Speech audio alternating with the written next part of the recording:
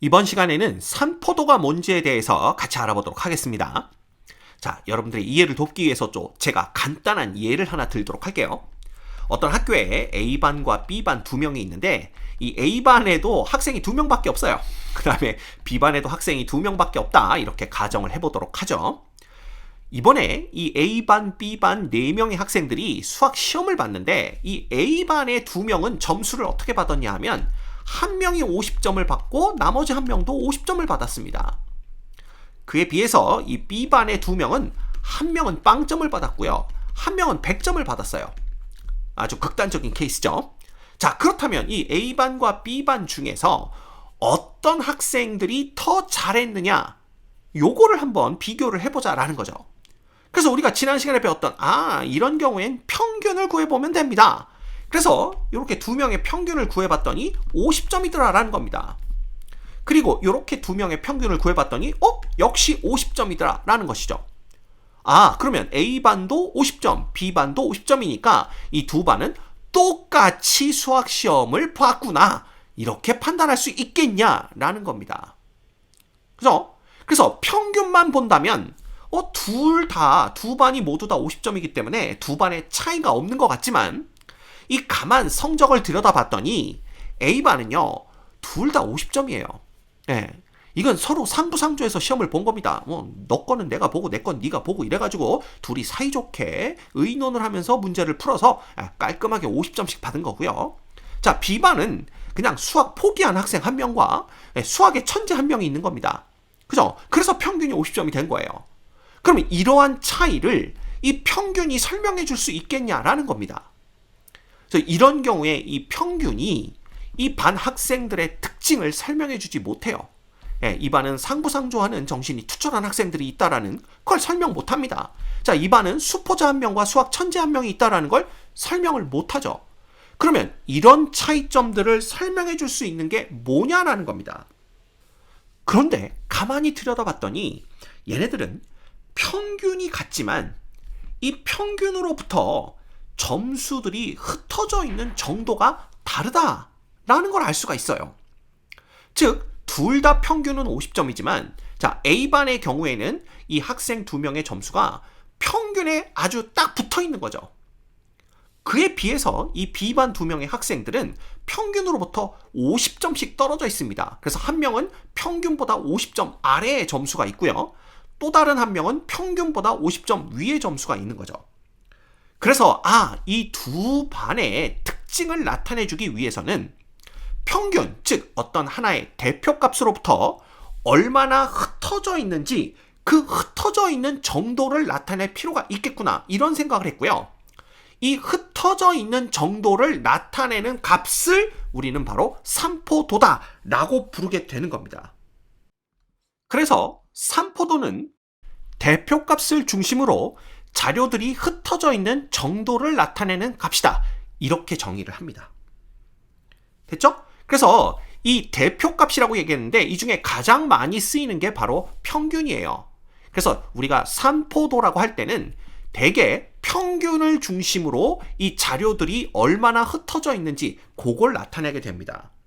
그래서 간단하게 생각하면 이 경우 A반 같은 경우에는 평균으로부터 자료들이 떨어져 있지 않기 때문에 산포도가 낮다, 이렇게 보시면 되고요. B반 같은 경우에는 평균으로부터 자료들이 아주 많이 떨어져 있기 때문에 산포도가 높다, 더 큰 값을 갖는다, 이렇게 생각하시면 됩니다. 자, 그러면 정확하게 이 산포도를 나타낼 때 쓰이는 값들이 어떤 것들이 있는지 알아보도록 하겠습니다. 자, 가장 먼저 생각할 수 있는 게 뭐냐 하면 바로 편차라는 것이에요. 이 편차라는 것은 이 별량이라는 건 각각의 자료의 값을 얘기합니다. 그래서 변하는 양이다. 왜냐하면 학생의 점수가 계속 변화하니까 그냥 그 자료들을 각각을 별량이라고 본 거예요. 그래서 별량에서 평균을 뺀 것을 우리는 편차다, 이렇게 얘기를 합니다. 그죠? 그래서 예를 들어 별량이 평균보다 크다면 편차는 양수가 되고요. 별량이 평균보다 작다면 편차는 음수가 됩니다. 그죠? 그래서 아까 이 A반과 B반 학생들의 편차를 구해보면 자, 두 명의 점수가 50점, 50점이었고 이쪽은 0점과 100점이었습니다. 그리고 평균은 둘 다 50점이었죠? 그러면 이 두 별량, 즉 학생들의 점수에 대한 편차를 구해보면 이 경우에는 50 빼기 50이니까 0, 여기도 50 빼기 50이니까 0 이렇게 됩니다. 그 다음 여기는 0 빼기 50이니까 마이너스 50이 되고요. 여기는 100 빼기 50이니까 50이 되는 걸 볼 수가 있어요. 그래서 이 편차는 0이 될 수도 있고 양수가 될 수도 있고 음수가 될 수도 있습니다. 그래서 이 편차들을 보면 0, 0, 편차가 0이라는 것은 이건 평균으로부터 전혀 떨어져 있지 않구나. 평균에 딱 붙어 있구나. 라는 걸 알 수가 있는 거고요. 이 마이너스 50이라는 걸 보면 와, 평균으로부터 무려 50만큼 떨어져 있는데 평균보다 작은 쪽으로 50만큼 떨어져 있구나. 반대로 이쪽은 평균보다 50만큼 큰 쪽으로 떨어져 있구나. 라는 걸 금방 알 수가 있는 거죠. 그래서 이 편차들을 보면 A반 학생들과 B반 학생들은 이 A반 학생들은 성적이 다 고만고만하구나. 성적이 고른 학생들이 모여있는 반이고 B반 학생들은 성적이 굉장히 차이가 많이 나는 학생들이 모여있는 반이구나.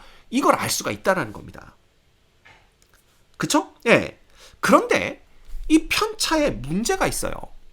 이 편차의 문제는 뭐냐 하면 이 각각 하나하나씩을 보면 이해가 간다라는 겁니다. 0, 편차가 0, 평균에 붙어있네. 편차가 0, 평균에 붙어있네.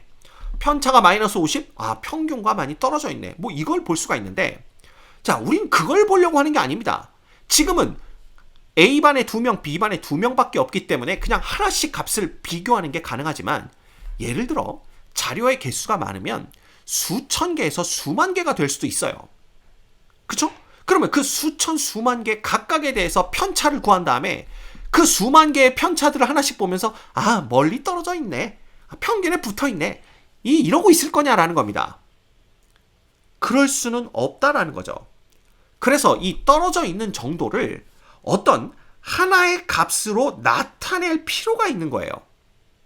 그래서 그러면 이 각각의 편차를 따로따로 보는 게 아니라 편차들을 싹 다 더해서 그 더한 그 총합을 가지고 얼마나 떨어져 있는지 보면 되는 거 아니냐, 이렇게 생각한다라는 거죠.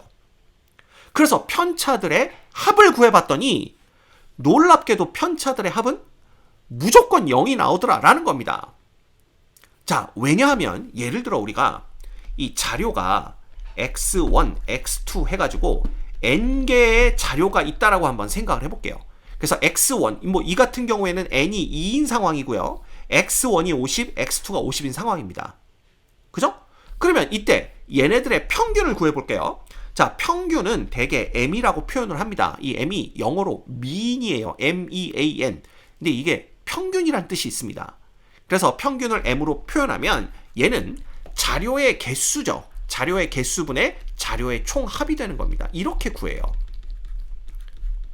됐습니까?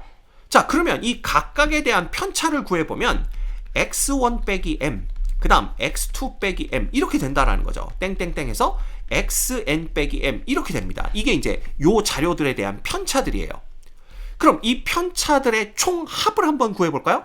편차들의 총합은 자, x1 더하기 x2 더하기 땡땡땡해서 xn까지 더해진 다음에 m이 몇 개가 빠지냐 하면 n번이 빠집니다. 그죠? 그래서 n 곱하기 m이 되는 거예요. 왜냐하면 m이 빠지는데 n번 빠지기 때문에. 그쵸? 근데 m이 누구냐 하면 바로 얘예요.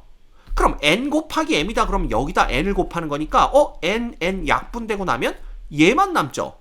그러면 x1부터 xn까지의 합이 그대로 빠진다는 얘기입니다. 이게 무조건 얼마예요? 무조건 0 나옵니다. 이건. 이해가 됩니까? 네. 그래서 편차의 합은 무조건 0이 되기 때문에 그냥 얘네들의 편차의 합을 구해보면 이것도 0, 이것도 0이 돼요. 따라서 단순히 편차들의 합을 구하는 것으로부터는 이 자료들이 평균으로부터 얼마나 떨어져 있는지를 하나의 값으로 표현하는 게 불가능해집니다. 그쵸?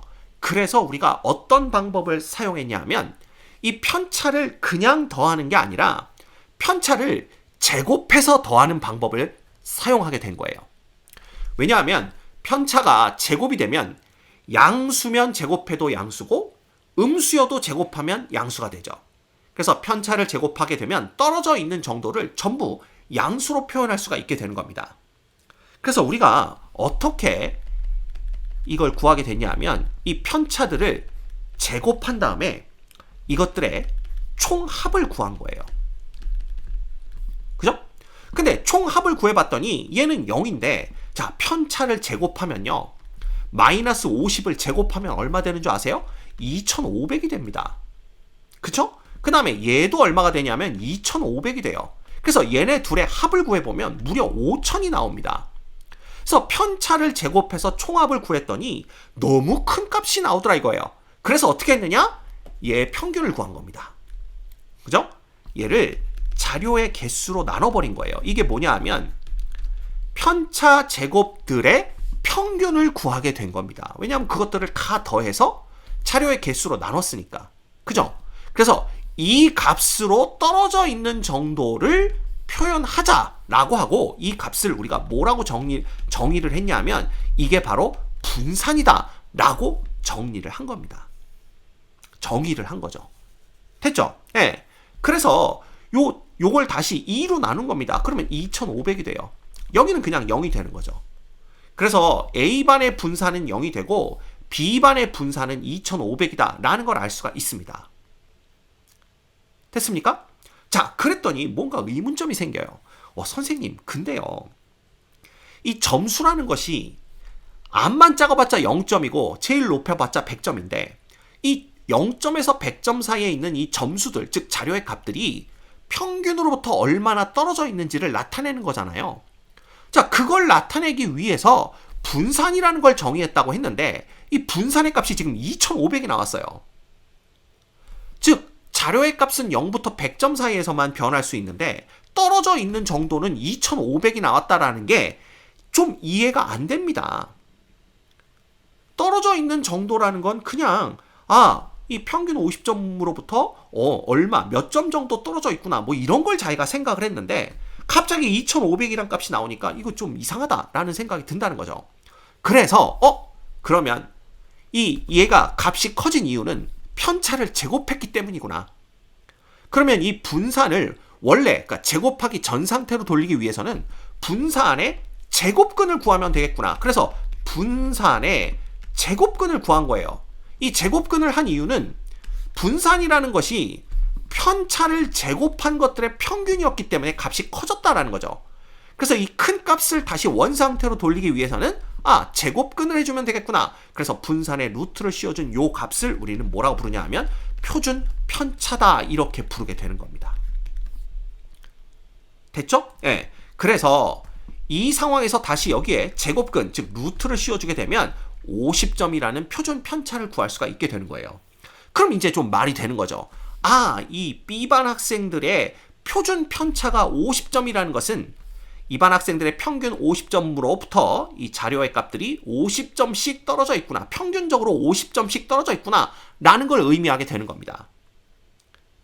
대충 그렇게 이해하시면 돼요. 됐죠? 그래서 여러분들 기억하세요. 자, 어떤 자료들이 하나의 대표값, 우리는 주로 평균을 사용한다고 말씀드렸습니다. 이 대표값으로부터 떨어져 있는 정도를 나타내는 값이 산포도인데 이 떨어져 있는 정도를 나타내는 것은 편차가 아주 유용합니다. 편차는 별량에서 평균을 빼는 거죠.